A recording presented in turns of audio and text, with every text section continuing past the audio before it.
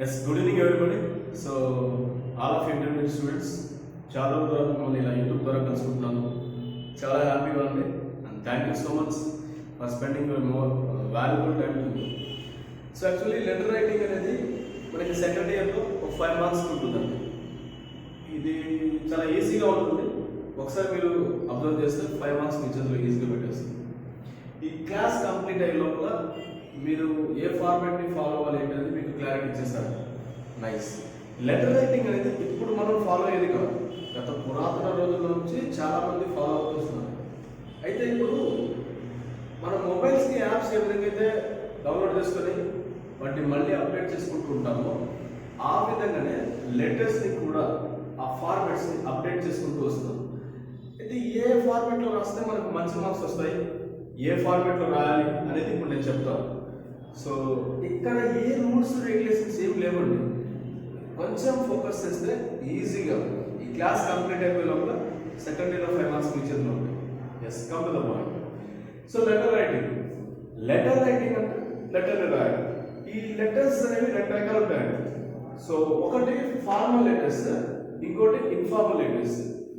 Formal letters అంటే అఫీషియల్స్కి, business అసోసియేట్స్కి రాసేటువంటి వాటిని formal letters అంటారు. మరి ఇన్ఫార్మల్ లెటర్స్ వీటినే పర్సనల్ లెటర్స్ అని కూడా అంటారు. ఈ పర్సనల్ లెటర్స్ ఎవరికి రాస్తారు?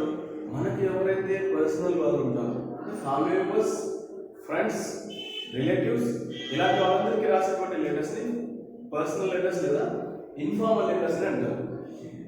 అది పర్సనల్ లెటర్స్ కానీ ఫార్మల్ లెటర్స్ కానీ ఏవైనా కూడా ఆ రోజుల నుంచి ఫాలో అవుతూ వస్తారు అన్నమాట కొన్ని ఫార్మాట్స్ని. మరి ఎన్ని రకాల ఫార్మాట్స్ ఉన్నాయంటే 3 ఉంటాయండి, 3 types. సో ఏంటవి అంటే, సో ట్రెడిషనల్ ఫార్మాట్, దీన్నే ఇండెంటెడ్ ఫార్మాట్ అని కూడా అంటారు. ఇంకొకటి blocked format. First one is traditional format, second one blocked format, third one fully blocked format. ఈ 3 ఫార్మాట్స్ ఉంటాయి. సరే, ఏ ఫార్మాట్ అయినా కూడా లెటర్ రాయాలి అంటే అసలు లెటర్లో ఏం రాయాలో మనకు తెలియాలి కదా. అది తెలుసుకోవాలంటే so parts of the letter తెలుసుకోవాలి. సో ఇక్కడ పార్ట్స్ ఆఫ్ ద లెటర్ విషయానికి వస్తే ఏమొస్తుంది? First one heading, second one greetings, దీన్ని సాల్యుటేషన్ కూడా అంటారు. So third one is body of the letter, subscription, superscription. So ఈ 5 points మనం ఖచ్చితంగా ఫాలో అవ్వాలి. ఒకటి హెడ్డింగ్, గ్రీటింగ్స్, దీన్ని సాల్యుటేషన్ అంటారు, body of the letter, subscription, superscription. ఈ 5 points ని ఫాలో అవ్వాలి. ఇకపోతే అసలు హెడ్డింగ్ అంటే ఏంటి? సెంటెన్స్ అడ్రస్ అంటే ఎవరైతే సెండ్ చేస్తున్నారో వాళ్ళ address. In the sense letter మీరు రాస్తున్నారు కాబట్టి ఫస్ట్ మీ అడ్రస్ రాయాలి, ఇది ఫస్ట్. ఆ తర్వాత డేట్, నెక్స్ట్ వచ్చేసి రిసీవర్స్ అడ్రస్. ఈ లెటర్ మీరు ఎవరికైతే రాస్తున్నారో వాళ్ళ అడ్రస్. ఈ 3 కలిపి హెడ్డింగ్ అంటారు. Okay, next greeting. ఫార్మల్ లెటర్స్లో, ఇన్ఫార్మల్ లెటర్స్లో 2 రకాలుగా మనం గ్రీట్ చేస్తాం. ఫార్మల్ లెటర్స్ అంటే ఎవరికి రాసేవి? అఫీషియల్స్ లేదా బిజినెస్ అసోసియేట్స్కి రాసే లెటర్స్లో ఎలా గ్రీట్ చేయాలి అంటే సార్ ఆ మేడం, లేదా డియర్ సార్, డియర్ మేడం అని యూజ్ చేయొచ్చు. అంటే అఫీషియల్స్ అయితే సార్ ఆ మేడం, బిజినెస్ అసోసియేట్స్ అయితే డియర్ సార్, డియర్ మేడం అని చెప్పవచ్చు. ఇది ఫార్మల్ లెటర్స్. కాబట్టి ఇన్ఫార్మల్ లెటర్స్. ఇన్ఫార్మల్ లెటర్స్ అంటే మనం పేరెంట్స్కి, ఫ్రెండ్స్కి రాస్తుందని చెప్పాం కదా. సో పేరెంట్స్ అనుకోండి డియర్ ఫాదర్, లేదా my dear father, my dear mother, my dear brother, my dear sister ఇలా చెప్పవచ్చు. లేదా డైరెక్ట్గా మీ ఫ్రెండ్ అనుకోండి మై డియర్ రత్న. సో ఈ విధంగా కూడా చెప్పుకోవచ్చు. నెక్స్ట్ వన్ ఈస్, ఇక్కడ మనకి గ్రేడింగ్ తెలిసిపోయింది. అయితే గ్రేడింగ్ తర్వాత మనకి నెక్స్ట్ తెలుసుకోవాల్సింది ఏంటంటే ఆ లెటర్లో సబ్జెక్ట్ అనేది ఉంటుంది. ఖచ్చితంగా సబ్జెక్ట్ రాయాలి. సబ్జెక్ట్ ఏంటి? ఈ సబ్జెక్ట్ కేవలం ఫార్మల్ లెటర్స్లో మాత్రమే రాస్తారు, ఇన్ఫార్మల్ లెటర్స్లో రాయాలి. అంటే అఫీషియల్స్, బిజినెస్ అసోసియేట్స్కి రాసే లెటర్స్లో మాత్రమే సబ్జెక్ట్ ఉంటుంది. ఇన్ఫార్మల్ లెటర్స్, మన పర్సనల్ లెటర్స్లో సబ్జెక్ట్ రాయమండి. ఇది గుర్తుపెట్టుకోవాలి. చాలా మంది లాస్ట్ ఇయర్ సెకండ్ ఇయర్ పిల్లలు కన్ఫ్యూజ్ చేసి ఇక్కడ ఇన్ఫార్మల్ లెటర్లో కూడా సబ్జెక్ట్ రాసి వచ్చారు. కానీ ఇన్ఫార్మల్ లెటర్లో సబ్జెక్ట్ ఏముంటుందండి? ఏముంది చూడండి. దెన్ ఇది అయితే మీరు ఈ ఇన్ఫార్మల్ లెటర్లో రాసేస్తున్నారు. ఫార్మల్ లెటర్లో రాసేటువంటి సబ్జెక్ట్ దొరికింది కదా అని ఎంత పడితే అంత రాయకూడదండి. మీరు ఏం చెప్పాలనుకుంటున్నారో అది మాత్రమే చెప్పాలి. మరి ఇది ఎక్కడ ఉంటుందంటే మీకు ఇస్తారు క్వశ్చన్, ఎగ్జాంపుల్ ఒక క్వశ్చన్ పేపర్లో క్వశ్చన్ ఇస్తారు కదా, ఆ క్వశ్చన్లోనే ఉంటుందండి సబ్జెక్ట్ ఏంటంటే అది ఒక్కటి రాస్తే సరిపోతుంది. అలా కాదని అదేదో మున్సిపాలిటీకి మీరు లెటర్ రాస్తారని మా వీధిలో కాలువలన్నీ చెడిపోయాయి, సో మొన్న వచ్చి ఒక అబ్బాయి సైకిల్ తొక్కుంటూ వెళ్ళి పడిపోయాడు, ఇలాంటివన్నీ చెత్త అంతా రాయాలి. ఆ సబ్జెక్ట్ షార్ట్ కట్లో రాయాలి, కొంచెంగా రాయాలి, చూస్తే ఇన్ఫర్మేషన్ అర్థమైపోవాలి. అలా ఏం రాయాలనేది మీకు ఆల్రెడీ మీకు క్వశ్చన్ తెచ్చేస్తారండి, సో దాన్ని ఫాలో అవ్వచ్చు. Next reference. ఒకవేళ మీరు ఏదైనా జాబ్కి రాస్తున్నారు అనుకోండి, జాబ్ అప్లై చేశారు, దానికి లెటర్ రాస్తున్నారు అనుకోండి, అప్పుడు మీరు రెఫరెన్స్ కూడా రాయాల్సి వస్తుంది.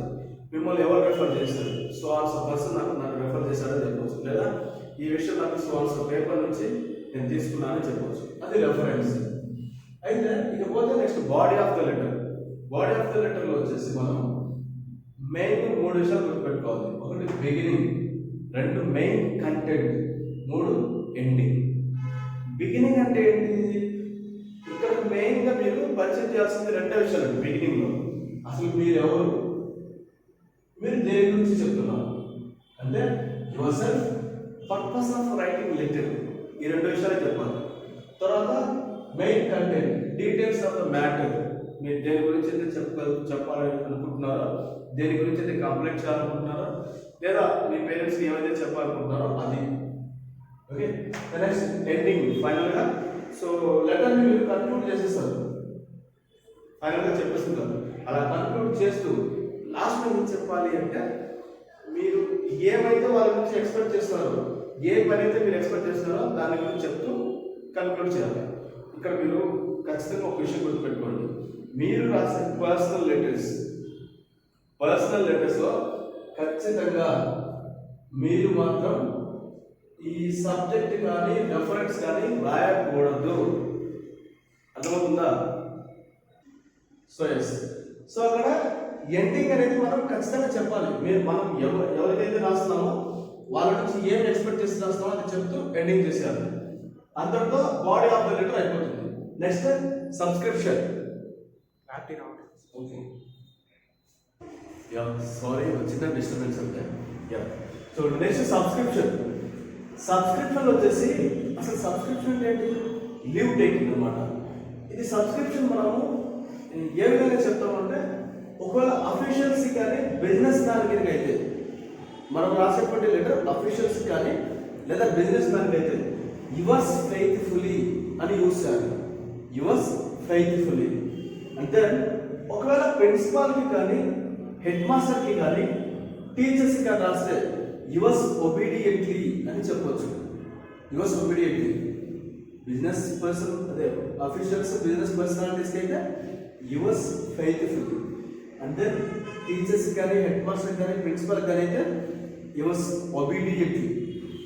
దెన్ ఒకవేళ మనకి బ్లడ్ రిలేషన్స్ ఉంటారు, అమ్మ నాన్న తమ్ముడు ఇలాంటి ఎవరైనా ఉంటే వాళ్ళకి యువర్స్ లవింగ్లీ అని రాస్తారు, లేదా యువర్స్ అఫెక్షనేట్లీ. అఫెక్షన్ అంటే ఆప్యాయత కదా, యువర్స్ అఫెక్షనేట్లీ అని రాయచ్చు. సో ఫ్రెండ్స్కి ఇలా కూడా రాసుకోవచ్చు, యువర్స్ సిన్సియర్లీ యువర్స్ లవింగ్లీ అని కూడా రాసుకోవచ్చు. ఇది సబ్స్క్రిప్షన్ అంటే మనం వాళ్ళతో లీవ్ తీసుకుంటాం అన్నమాట లెటర్లో. Then finally last one superscription అంటే ఏం లేదు, ఆ ఎన్వలప్ కార్డ్ మీద మనం రాసేటువంటి అడ్రస్. ఓకే, సో ఈ సబ్స్క్రిప్షన్ పక్కన ఏదైతే సబ్స్క్రిప్షన్ ఉందో ఇక్కడ దీని కింద వచ్చేసి మనం సిగ్నేచర్ చేయాల్సి ఉంటుంది. ఆ తర్వాత సూపర్స్క్రిప్షన్ అనేది స్టార్ట్ అవుతుంది. సూపర్స్క్రిప్షన్ అంటే address of the envelope included pin code, అంటే క్లియర్గా మనం పిన్ కోడ్ని కూడా మెన్షన్ చేయాలి ఇక్కడ, అది సూపర్స్క్రిప్షన్. ఓకేనా? సో ఇప్పుడు ఇది పార్ట్స్ ఆఫ్ ద లెటర్లో ఎన్ని పార్ట్స్ ఉంటాయంటే 5 పార్ట్స్ ఉంటాయి. ఒకటి హెడింగ్, తర్వాత ఇంకోటి గ్రేడింగ్, తర్వాత body of the letter, subscription, superscription. ఈ 5 పార్ట్స్ చెప్పుకున్నాం కదా, ఈ 5 పార్ట్స్. ఈ 5 పార్ట్స్ని మనం చెప్పుకున్నటువంటి ఏవైతే 3 ఫార్మాట్స్ ఉన్నాయో ఆ ఫార్మాట్ ఫాలో అయితే ఎలా ఉంటుంది ఒకసారి చూద్దాం. ఫస్ట్ ట్రెడిషనల్ ఫార్మాట్ అని చెప్పుకున్నాం కదా, దీన్ని ఇండియన్ ఫార్మాట్ అని కూడా అంటారని చెప్పాను. ట్రెడిషనల్ ఫార్మాట్ ఒకసారి బాగా దీన్ని చూస్తే ఇక్కడ రైట్ సైడ్ కార్నర్ లో ఫస్ట్ ప్లేస్ ఉంటుంది, తర్వాత డేట్ ఉంటుంది, చూసారా? నెక్స్ట్ అదే లెఫ్ట్ సైడ్ వస్తే ఫ్రమ్ అడ్రస్. ఎవరైతే రాస్తారో అంటే సెంటెన్స్, ఎవరు సెండ్ చేస్తారో వాళ్ళ అడ్రస్ మీరు రాస్తారు కదా, ఇక్కడ మీ అడ్రస్ ఉంటుంది. తర్వాత సో టు అడ్రస్ ఉంటుంది. టు అంటే మనం ఎవరికైతే రాస్తున్నామో వాళ్ళది, ఓకేనా? నెక్స్ట్ గ్రీటింగ్స్ లేదా సాల్యుటేషన్ అంటారు, ఇది రాస్తాం. ఆ తర్వాత సబ్జెక్ట్, మనం దేని గురించి అయితే ఈ లెటర్ రాస్తున్నామో దాన్ని సబ్జెక్ట్ అంటారు. నెక్స్ట్ రెఫరెన్స్, ఒకవేళ మనం జాబ్ గురించి రాస్తున్నాం అనుకోండి, ఇది ఒక జాబ్ అప్లికేషన్ ఉంటుంది, సో పలానా పోస్ట్కి రాస్తాము. సో ఎవరైతే మనం రెఫర్ చేస్తారో వాళ్ళ గురించి రాస్తాం. దెన్ ఫైనల్గా ఇక్కడ బాడీ ఆఫ్ ద లెటర్ రాస్తాం.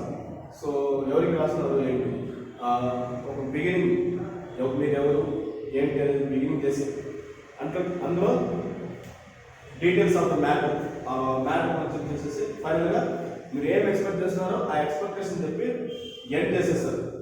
ఇక్కడికి బాడీ ఆఫ్ ద లెటర్ అయిపోతుంది. తర్వాత సూపర్స్క్రిప్షన్ అని చెప్పారు, సబ్స్క్రిప్షన్. ఈ సబ్స్క్రిప్షన్ చెప్పిన తర్వాత లాస్ట్ సిగ్నేచర్ ఖచ్చితంగా మీరు సైన్ చేయాలి. కానీ ఎగ్జామ్ ఫార్మాట్లో సైన్ చేయగలుగుతారు కదా, కాబట్టి ఖచ్చితంగా మీరు ఇక్కడ ఈ సిగ్నేచర్కి బదులుగా జస్ట్ ఎక్స్ పెట్టేస్తే సరిపోతుంది, ఓకేనా? చూడండి. ఇంకా తర్వాత నెక్స్ట్ సూపర్స్క్రిప్షన్. సూపర్స్క్రిప్షన్ అంటే address of the envelope card, మనం ఎవరికైతే రాస్తామో వాళ్ళ అడ్రస్ రాస్తాం. ఇది మనకి క్వశ్చన్ పేపర్లో అంటే మనకి ఇచ్చిన క్వశ్చన్లోనే ఇస్తారు. ఏమేమిటో అక్కడ పిన్ కోడ్ కూడా ఉండొచ్చు, సో అది కూడా రాస్తాము. నెక్స్ట్ ఇది వచ్చేసి ట్రెడిషనల్ లెటర్ అంటే ట్రెడిషనల్ ఫార్మాట్ అనమాట లెటర్లో. Next blocked format. మీరు అబ్జర్వ్ చేస్తే ట్రెడిషనల్ ఫార్మాట్లో ఫస్ట్లో ప్లేస్ డేట్ వచ్చింది, ఓకే? కానీ ఇప్పుడు బ్లాక్డ్ ఫార్మాట్లో ఫస్ట్ వచ్చేసి సెంటర్స్ అడ్రస్, మీ అడ్రస్ వస్తుంది, మీరు రాస్తున్నారంటే మీ అడ్రస్. నెక్స్ట్ దానికి ఎదురుగానే రైట్ సైడ్లో ఏమొచ్చింది, డేట్ వచ్చింది. మళ్ళీ దాని కింద లెఫ్ట్ సైడ్లో రిసీవర్స్ అడ్రస్ వస్తుంది, మీ అడ్రస్. తర్వాత యాజ్ యూజువల్గా సాల్యుటేషన్ మీన్స్ గ్రీటింగ్స్. తర్వాత సబ్జెక్ట్, మీరు దేని గురించి రాస్తున్నారు అనేది సబ్జెక్ట్. సో వచ్చేసి ఇక రెఫరెన్స్ ఉంటే ఇక్కడ రెఫరెన్స్ కూడా రాసుకుంటారు. Next body of the letter, then subscription. Subscription అంటే సో ఫైనల్గా మనం యువర్స్ ఫెయిత్ఫుల్ యువర్స్ ఒబీడియంట్ అని చెప్పేసి మీ సైన్ చేస్తారు కదా సిగ్నేచర్, అది సబ్స్క్రిప్షన్. Last superscription, okay? ఆ సూపర్స్క్రిప్షన్ చెప్పిన తర్వాత అంటే అడ్రస్ రాసిన తర్వాత బ్లాక్డ్ ఫార్మాట్లో మీరు ఇక్కడ ట్రెడిషనల్ ఫార్మాట్ని బ్లాక్డ్ ఫార్మాట్ని రెండింటిని అబ్జర్వ్ చేస్తే మీకు తెలిసే విషయం ఏంటంటే మనం ఇక్కడ ఏం చేసాం, సూపర్స్క్రిప్షన్లో ఈ ట్రెడిషనల్ ఫార్మాట్లో సబ్స్క్రిప్షన్ కిందకి సిగ్నేచర్ చేసి ఆ తర్వాత సూపర్స్క్రిప్షన్ రాశాను. కానీ ఇక్కడ ఒకసారి చూడండి, first sender's address, receivers address, salutation, subject, body of the letter, subscription, ఆ తర్వాత సూపర్స్క్రిప్షన్, లాస్ట్ సిగ్నేచర్. సో మరి ఇక్కడ ఏం రాయొచ్చు, సబ్స్క్రిప్షన్లో యువర్స్ లవింగ్లీ లేదా యువర్స్ ఫెయిత్ఫుల్లీ లేదా యువర్స్ ఒబీడియంట్లీ అని రాసుకొని మేబీ మీ నేమ్ రాస్తారు ఇక్కడ, లేదా జస్ట్ ఎక్స్ఎక్సెస్ పెట్టేస్తారు, అక్కడికి అయిపోతుంది. నెక్స్ట్ కింద సూపర్స్క్రిప్షన్ వాళ్ళ అడ్రస్ రాస్తారు, దెన్ ఫైనల్గా మీ సైన్ చేస్తారు, సిగ్నేచర్, ఓకే? అది blocked format. Then finally third one is fully blocked format. Fully blocked format same as usual దీనిలాగా ఉంటుంది, కాకపోతే ఇక్కడ మనకి డేట్ ఎడ్ సైడ్ ఇచ్చారు కదా, నేను ఎడ్ సైడ్ లేదు. మీకు ఎన్ని సబ్ హెడింగ్స్ అయితే ఉన్నాయో మనం ఫస్ట్ చెప్పుకున్నాం కదా, 5 సబ్ హెడింగ్స్ ఉన్నాయని చెప్పారు కదా, ఆ 5 సబ్ హెడింగ్స్ మొత్తం లెఫ్ట్ సైడే, అన్ని లెఫ్ట్ సైడే పెట్టచ్చు. చూడండి, sender's address, first sender's address, ఈ డేట్ కూడా తీసుకెళ్తారు మీకు ఇవ్వండి. So next date, receiver's address, తర్వాత subject, salutation, next body of the letter. మీరు ఏమైతే చెప్పాలనుకుంటారో సో మీ ఇంట్రొడక్షన్ సో మీరు దేని గురించి రాస్తున్నారో ఆ దాని గురించి ప్లస్ మెయిన్ కంటెంట్ ఇన్ఫర్మేషన్ మొత్తం, దెన్ కన్క్లూజన్, ఫైనల్గా సబ్స్క్రిప్షన్. ఇక్కడే సిగ్నేచర్ కూడా చేస్తారు, లాస్ట్ సూపర్స్క్రిప్షన్ చేస్తారు. అంటే సందర్భంలో నాకు తెలిసి నేనేమంటానంటే మీరు దీన్ని ఫాలో అవ్వండి, ఈజీ. ఇందులో మీరు ఎలాంటి కామాలు ఫుల్ స్టాప్లు ఏం అవసరం లేదు, కామాలు అవసరం లేదు, ఫుల్ స్టాప్లు అవసరం లేదు. మొత్తం యాజ్ యూజువల్గా ఎలా అయితే ఉందో అలాగే తిప్పేయండి. ఒక దగ్గర కామా పెట్టాలి, ఒక దగ్గర ఫుల్ స్టాప్ పెట్టాలి అలాంటి ఏం అవసరం లేదు. అయితే ఇక్కడ మాత్రం గుర్తుపెట్టుకోండి, బాడీ ఆఫ్ ద లెటర్ ఏదైతే ఉందో ఈ బాడీ ఆఫ్ ద లెటర్లో మీరు ఇన్ఫర్మేషన్ రాసేటప్పుడు కామా ఎక్కడ పెట్టాలి, ఫుల్ స్టాప్ ఎక్కడ పెట్టాలి మీకు తెలుసు. సెంటెన్స్ ఎక్కడ ఎండ్ అయిపోతుంది, ఎక్కడ ఇన్కంప్లీట్గా ఉంటుంది. సో ఇన్కంప్లీట్గా ఉందంటే కామా పెట్టేస్తాం, కంప్లీట్ అయిపోయిందంటే ఫుల్ స్టాప్ పెట్టేస్తాం. ఇక్కడ ఒక్క దగ్గర చూసుకోవాలి, ఇంకా ఏ రూల్ లేదు ఇక్కడ. కాబట్టి ఈ ఫుల్లీ బ్లాక్అవుట్ ఫార్మాట్ మీరు కనుక ఫాలో అయితే then you can get 5 to 5 షోర్గా చెప్తున్నాను. ఇంకో విషయం మీరు గుర్తుపెట్టుకోవాలి, లాస్ట్ ఫైనల్. అదేంటి అంటే మీరు ఎప్పుడైనా యువర్స్ అని రాసినప్పుడు పైన అపాస్ట్రఫీ పెట్టకూడదు, అపాస్ట్రఫీ పెట్టకూడదు. ఇది పెడితే ఇది మొత్తం లెటర్ అంతా తక్కువైపోతుంది. ఎందుకంటే మీరు ఇంత కష్టపడి రాసి దాని ఫైనల్గా అపాస్ట్రఫీ పెట్టారనుకోండి, మీకు ఫార్మేటే తెలియదు అనుకుంటారు. నేను చెప్తున్నాను, ఒక్క విషయం బాగా గుర్తుపెట్టుకోండి, మీరు ఫుల్లీ బ్లాక్అవుట్ ఫార్మేట్ కనుక లెటర్ రాస్తే ఎలాంటి కామాలు ఫుల్ స్టాప్లు ఏం అవసరం లేకుండా ఈజీగా రాసేయచ్చు. ఓకే, సో అర్థం కాకపోతే మళ్ళీ ఒకసారి చూడండి, అర్థమవుతుంది. దెన్ ఇంతసేపు టైం స్పెండ్ చేశారు, thank you so much, thanks a lot.